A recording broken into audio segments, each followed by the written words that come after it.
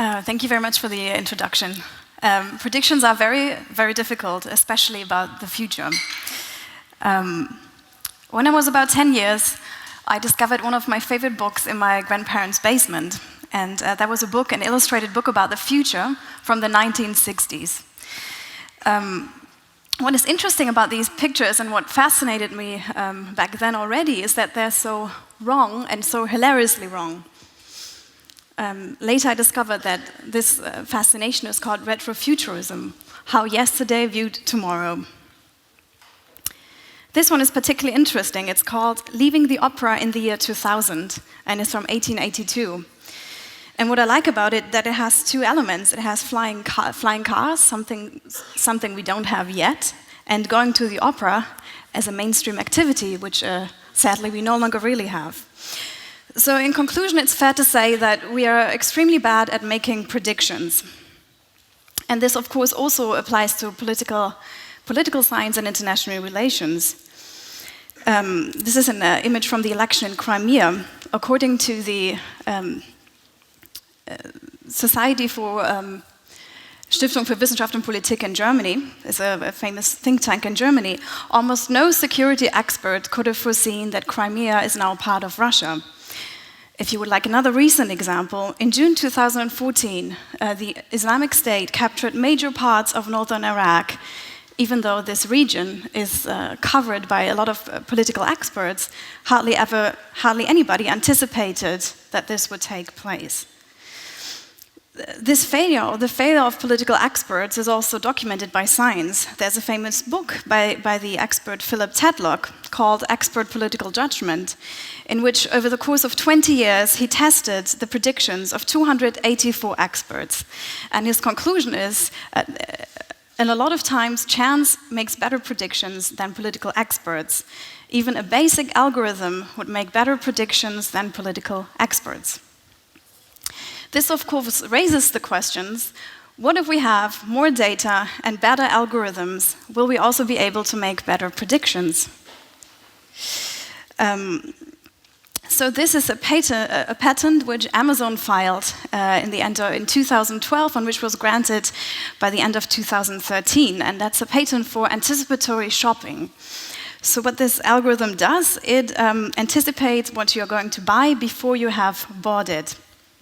And the data they use for these predictions is previous orders, product searches, wish lists, the shopping cart, and even how long your cursor stays on the item. So the method they use, of course, is use data of the past to make predictions about the future. And this raises the question, of course, will big data, I'm using the term now, and more data and better predictive analytics methods make predictions easier and better, also in political science? So this euphoria, and an example for the recent interest in predictions, is a book by Patrick Tucker called The Naked Future, a world that predicts our every move. I think everybody in the room is familiar with the big data debate and also the criticism that occurred over the last years. But what we tend to forget, or what I would like to stress, is that this is also a debate which changes our understanding or our relationship to the future. Before, I would like to talk about and give you some examples of using predictive analytics in political science. I would like to take a step back and argue that this is actually not a new thing. So the desire to predict the future is actually an ancient wish, and this is the image you see is the Oracle of Delphi. The oracle spoke on behalf of the gods and was not only consulted for personal matters, but also to predict the outcomes of war, for example. And I think what this example shows is that even though the idea of the future as progress and the future as inevitably improving is a child of the Enlightenment, thinking about the future is a very human thing to do. Very basic human activities, making plans, investing, building, require some working image or vision of the future. The second thing, which isn't new about the dream to use predictive analytics to make predictions, is the fact that there has been a long tradition in social science to use quantitative methods and statistics in order to make inferences about the future. This example here, so one of the earliest examples for the use of also computers is the 1972 prediction by the Club of Rome called the limit of growth.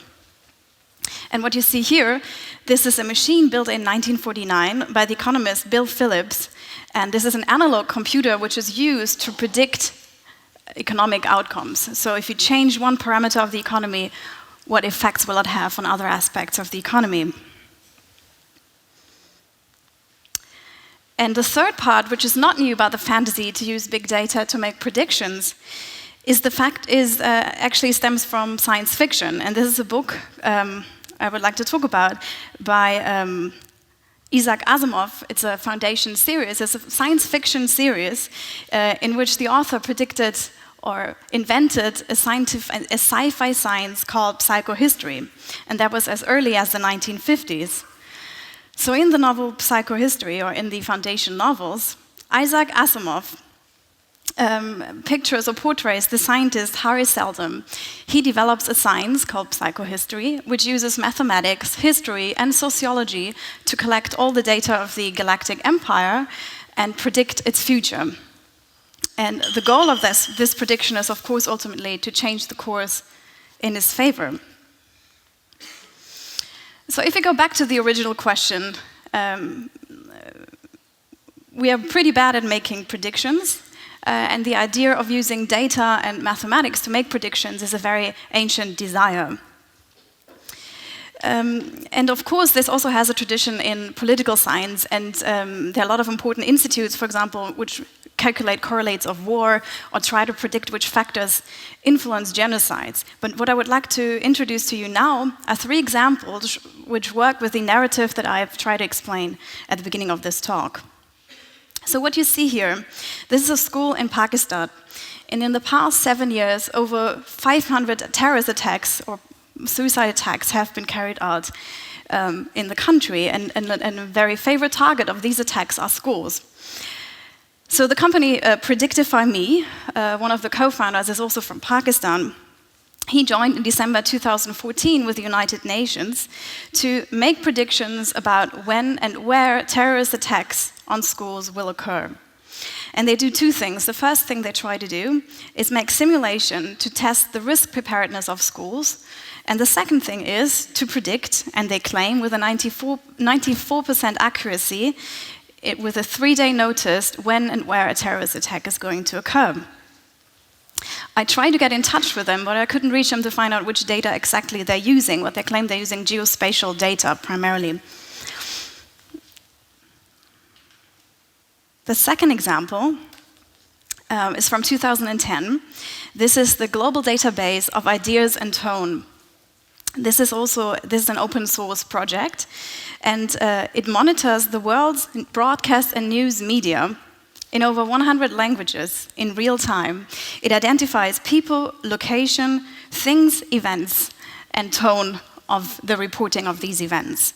And this is not, you can see this is a simulation from 2013 over to 2014, which shows where on Earth events happen. This case study, or this data set, has been used in 2013 by the then PhD student Genomite to forecast political violence in Afghanistan.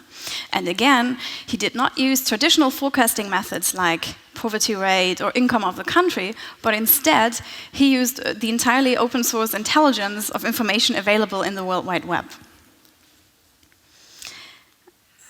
And the third example I'd like to give, this is a company called Recorded Future, which I think is a great title, and it's funded by the investment arm of the CIA and Google. And if you read the Hacker News recently, there was a claim that Recorded Future monitors private Facebook messages, which had turned out to be wrong.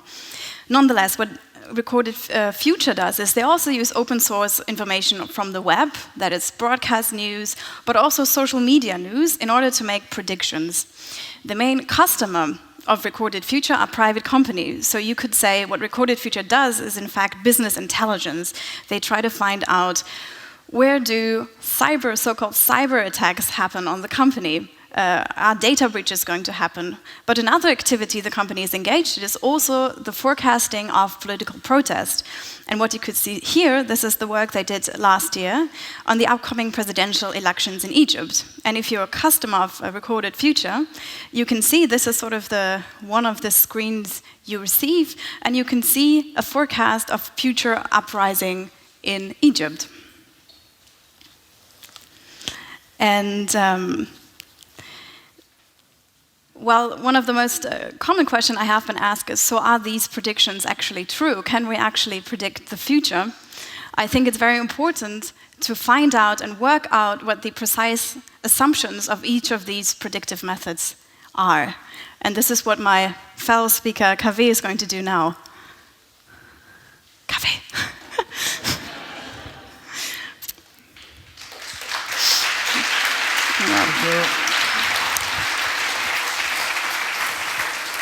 So, thank you very much for welcoming me so warmly, and thank you for the conference, for inviting me, and Frederike for organizing everything.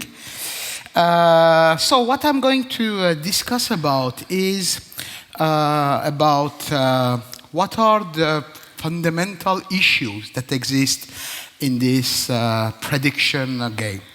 My position will be more, I am a professor of computer science. I am supposed to be somebody that do objective stuff and try to be as much as possible objective. And what I'm going to present will be a kind of criticism view from a technical scientific perspective. And I am going to ask the fundamental question, is it possible to predict? And if it is possible to predict, will it be useful? And if it's useful, will it be worthy? So these three elements of question will be the main topic of my what I am going to say in the coming minutes.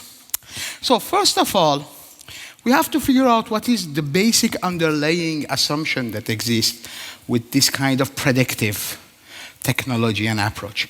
The first underlying assumption that exists is that all in all, we have some kind of global rules that govern humanity. And all in all, the human history or the sociology or economy or any human-related stuff is governed by a kind of mechanical law that will push the human to behave in some way. It's quite interesting that this question is not a new question.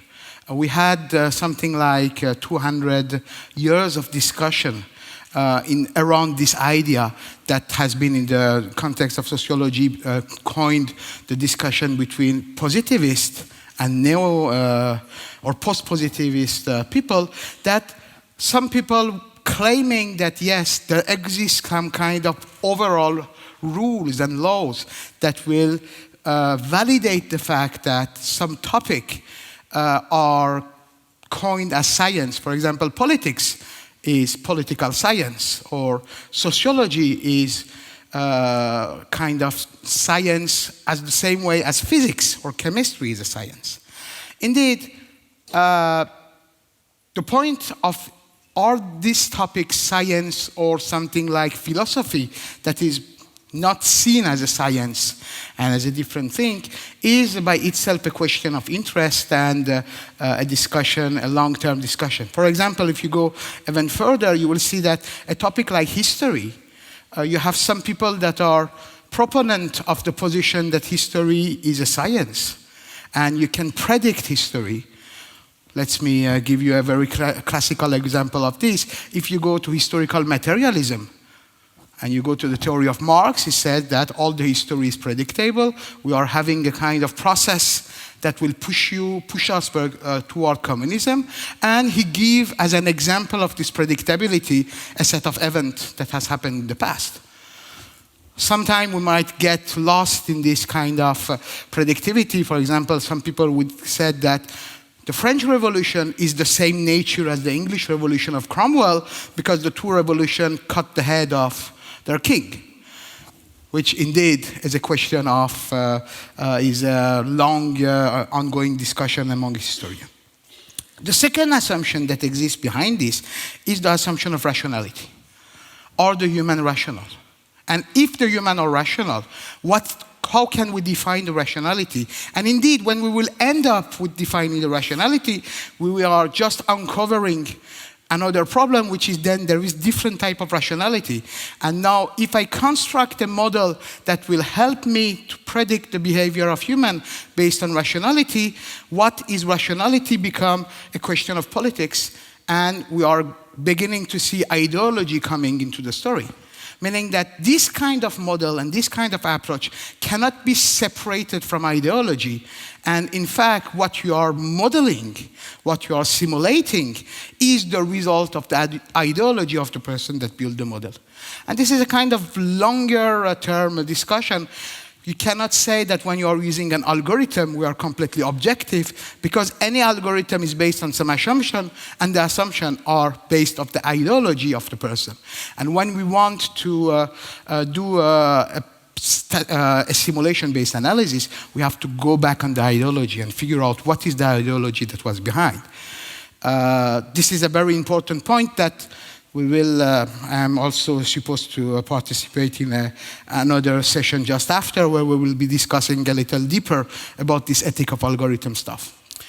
The third assumption that is underlying there and that is important to take into account is the assumption that all in all, we had as the first the issue of being a science or the rationality. And the third assumption is the fact that we are able to predict this behavior, and we are able to have some kind of models that will enable us to do this prediction. And what is more important is that the model that we have, we are using, we are able to separate the fact of observing or simulating from the event itself, meaning that we are not making something that will be a self-fulfilling prophecy. And this assumption is a very, very strong assumption that is very, very difficult to analyze. And based on this, we get into Asimov's book, and Asimov defined this psychohistory book in the 40s when he was writing the book. And we see that what Asimov has said is completely relevant to our discussion. He says that Harry Seldon has developed a new mathematical method that is able to predict the future of the empire that is in the story. And he said that this psychohistory has three principles. In fact, defined two main principles, and in the last sentence of the last book of the series, he's defined the third principle. The first principle that is defined is that it is only applicable to large group of people in the order of billion of humans. And this is a very important thing. All the data mining technique that we are using, all the prediction technique that we are using are not applicable to a single person. When you say that I'm going to use an algorithm to detect a terrorist, it's simply a subjective assumption. It can never be objective. Second point is that in order to psychohistory to be valid, you should make sure that people do not know about psychohistory, meaning that they are not able to react and to adapt their behavior to the fact that their behavior is predicted. And the third rule that Asimov defined in the last sentence of his last book is that psychohistory is only valid if we have only human in the loop, meaning that we can predict their rationality.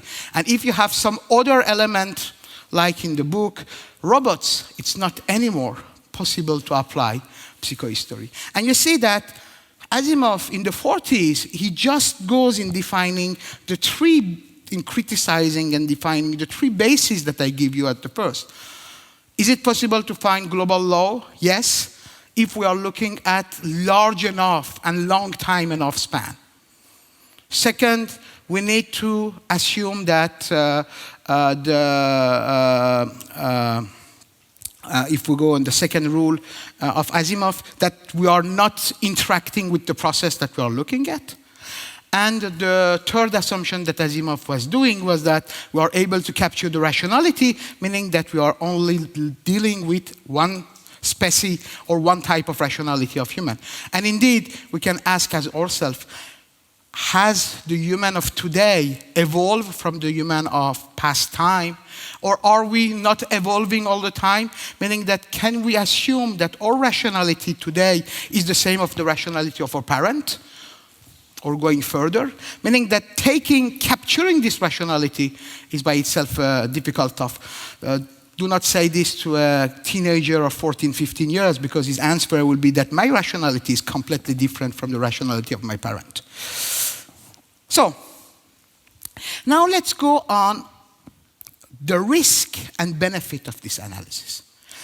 As a scientist, as an engineer, I have been educated to always look at benefit and risk and evaluate the benefit and risk of whatever I do. The most important thing that an engineer do is optimization. Now, there are some cases where I can evaluate the benefit, I can evaluate the risk, and I can trade off between them. There are some cases where I can evaluate the benefit, but I cannot evaluate the risk. In this case, frequently the fallacy is to say, I cannot evaluate the risk, so the risk doesn't exist. Let's forget about that risk. Because I cannot evaluate it, so let's get it out of the story. But indeed, in a lot of cases, the risk of using a technique or a technology is so big that we cannot evaluate its maximal value. And because of this, we should not use this technology because we are not able to evaluate the risk. Let me give you a very concrete example. Why we are against death penalty. The fact that we are against death penalty can be based on some kind of objective argument, like death penalty is not reducing the number of crime. But the main reason that we are against death penalty is that the ethical risk of death penalty, which is to kill one innocent, is much larger than any benefit that we can find by putting a criminal out of society. Meaning that we accept that death penalty is not acceptable just because the risk and the ethical risk that is involved is too large to afford. Something that we have to take into account is that are we measuring the risk of using this kind of predictive tools?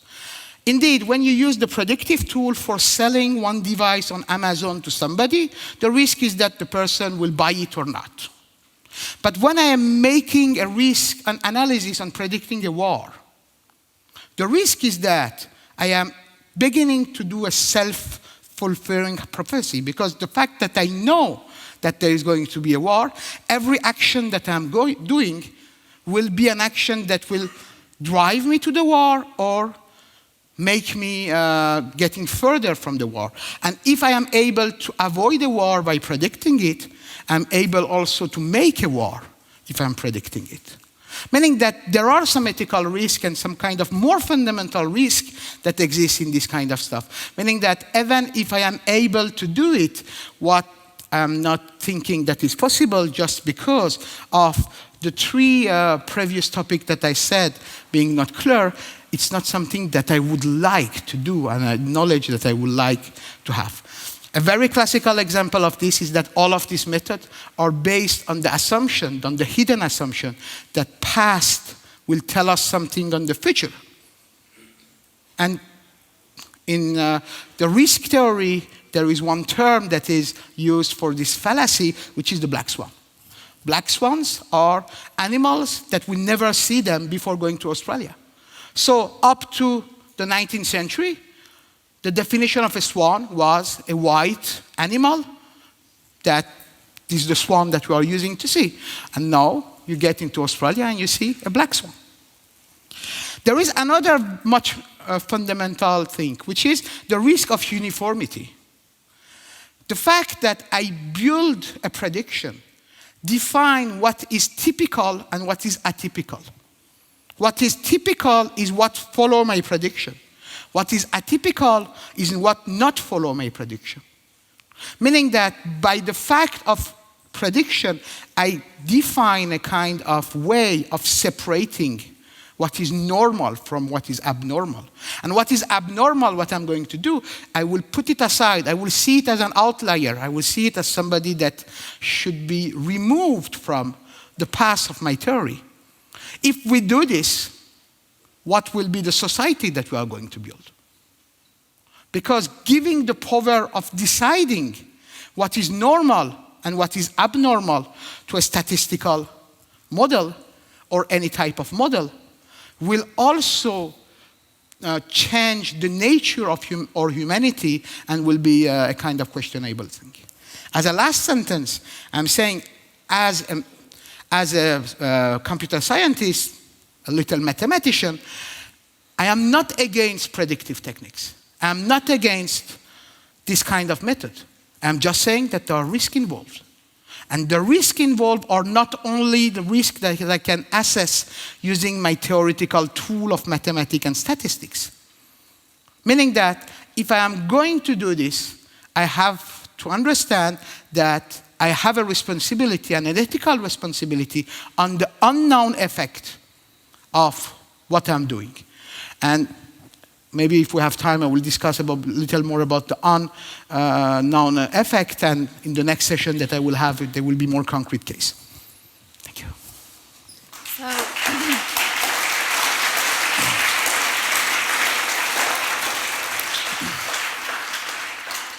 So are we moving from pre-crime to pre-war? This is one of the questions that can be asked based on our provocative title of our talk.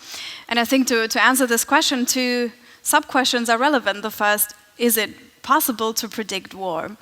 And what we said throughout this talk is a very good example or analogy to explain the current state of predicting politics is the weather versus the climate.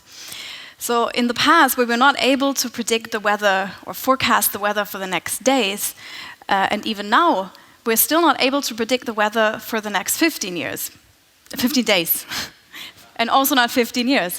And when you talk to scientists, one of the explanations is it's not because we don't have enough data about the weather. There are sensors everywhere around the world.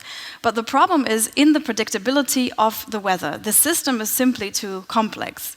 So a counter-argument to this would be that what I'm saying right now is a prediction in itself, and that in the future we might ever have a technology that enables us to predict the weather. But I think it's still a good point that more data does not always improve the ability to predict. At the same time, however, we are able to model and predict the climate, but it's a very different level of abstraction. The weather is a different thing compared to the climate. And the second question is, of course, even if we're able to predict or forecast long-term trends in society, if you can say in this certain neighborhood there's a certain probability that a crime will occur, we can also say in this region of the world a certain probability of civil unrest or a revolution will occur, then the question is, should we forecast and predict the future if we can? And I think, again, this is in the next session, you and a couple of other people from our institute will talk more about this. But what has emerged in the criticism or critical debate of big data in the last years is that, first of all, predictions are never objective, but especially if we use open source intelligence data from the web, the data is biased in a structural way. For example, if you go back to the global database of events and tone, there are certain regions in the world which are simply not as well covered as other regions. Last year at Republica, there was a talk, I Predict a Riot, which was fascinating, by a mathematician who predicts complex system and also worked on the London riots. And what I found really interesting and also asked as a question after the talk was, she used police arrest records in order to predict riots. And police arrest records are one of the prime examples of systematically biased data. Certain people get simply arrested more than others, and certain areas are policed more than others. If you use these data to model and make a prediction, you perpetuate imbalances which existed before. And then finally, yes, of course, the question is, should we predict? And I think it's important. It sounds very scary, but at the same time, predicting conflict also means predicting genocide, predicting wars, predicting terrorist attacks. And even the company Recorded Future, they also predict the likelihood of data breaches. This falls under the category of cybercrime, and under this category also a lot of legitimate political dissent occurs. But at the same time, I think a lot of people in the room are against data breaches and would like their data to be protected in a way. And I would conclude by saying predictions can be bad and at the same time extremely problematic. Maybe the most concerning danger of predictions is the blind belief in their truth and their reliability. And this is, of course, the famous quote by John Lennon, "War is over if you want it." So war and peace is not an informational problem. There are enough wars happening right now in the world which we simply don't care enough to prevent.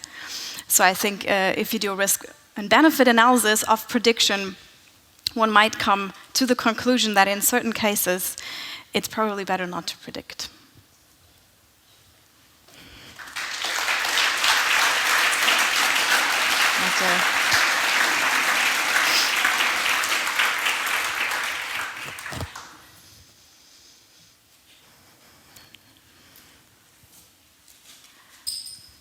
Are we? Okay. Again, thanks very much for this panel, and I would now say we're open for questions from the audience. So first one's first. And before we start the Q&A, I would politely ask you to shortly introduce yourself, say your name and where you come from. So who's first up?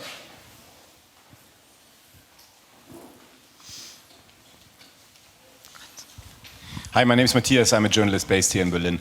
My question to the example that you used at the end from last year's talk about predicting riots. You said that these predictions were based on a very biased set of data, the arrest records, and if you were to act on them, you would perpetuate that bias. If you were not to act on them, would that be a possibility to establish the correctness of the prediction? You know, you don't have to act on that prediction in the sense that, you know, you would increase, for example, police surveillance and monitoring, and that could also, of course, be one reason for a riot to start. But if you were not going to act on them, would that be a method to at least establish the correctness of the prediction in that case, in that example? I would say, when it comes to predictive policing, or in the case of riots. So she said she works at UCL and does great work there, but she's also working with the London police in order to help prevent riots in the future. So these prediction or these models are actually used to make police work more efficient. And I think it's not about whether or not these models work. I think they do work. Otherwise, they would not be called science and not receive that much publicity. But at the same time, and you can see this from Wikipedia everywhere, data in the web where participation is not equal. There are certain people who are much more likely to write an article on Wikipedia, for example. There are certain people who are much more likely to tweet. Any prediction you make on the basis of Twitter data, even if it's a good prediction in the sense that it works, is based on biased data, I would say. The question is very good one, and it's not only relative to the case of the riot prediction. It's a kind of more fundamental issues in statistics. Something that we have to figure out about statistics. A lot of us have took course in statistics, and generally statistics is seen as a kind of tool that can answer a question. But in fact, statistics can never answer a question. It can just reject the opposite of the question. This is a kind of mental twisting that we should take into account. Meaning that when statistics predict you something, it is saying that it is not able to refutate the inverse. Meaning that a statistician will not be able to predict the existence of a riot. He will only be able to say that the fact that there will not be a riot, the probability is less than some value.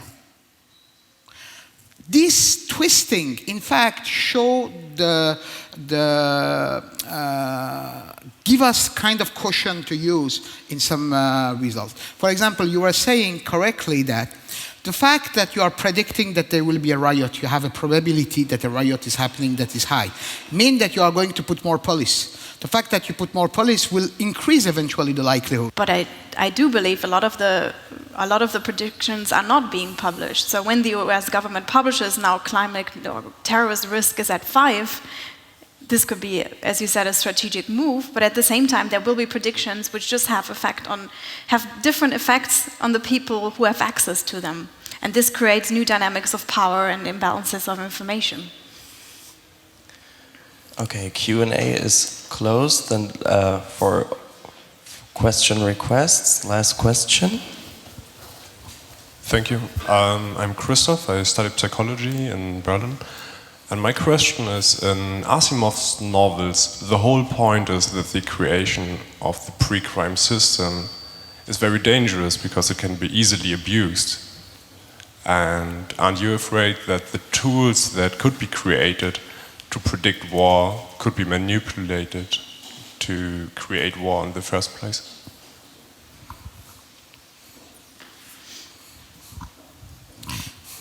I said, if you are able to predict war to avoid, if you are able to predict war to avoid them, you are able to predict war to make them happen. And now the basic question is, where is our free will? Now, the political question there is that it is possible to build several things, but are we going to let them happening? Are we thinking, a pessimistic view of humanity will be to say that humans are like sheep. They are told to do something and they do it. A more optimistic view will be to say that this totalitarian viewpoint is not new. Now, Hannah Arendt, in her book about totalitarianism, said that the most dangerous totalitarianism is the totalitarianism that will come by not saying that I am a totalitarian government because of God's right, but the totalitarian government that will come and said that I am totalitarian because science is saying this. And indeed, Hannah Arendt has predicted this. It means for us as citizens that we should be aware of this risk and we should be behaving correctly. For me, as a computer scientist, I have to say that nowadays, I think very important to transfer to my student this kind of ethical question that are raised in this kind of discussion. By the way, in computer science, we have no place for having a course. No one of the existing curricula contain a course on ethics. If you go to a department of civil engineering, you will have a course on social responsibility and ethics. If you go to other domain of engineering, the same. Computer science has not yet did. We are just getting awakened by the risk that exists. Meaning that we should, and I will say that my situation as a computer scientist is relatively similar to the nuclear physicists in the 50s, where they were seeing that there are some risk. And by the way, one of my inspiration way when I talk about the ethics of this kind of stuff is to go and see what they have done and the position that they took in the 50s. Thank you very much. Thank you very much, Frederike Kaltheuner and Professor Kave Salamatian.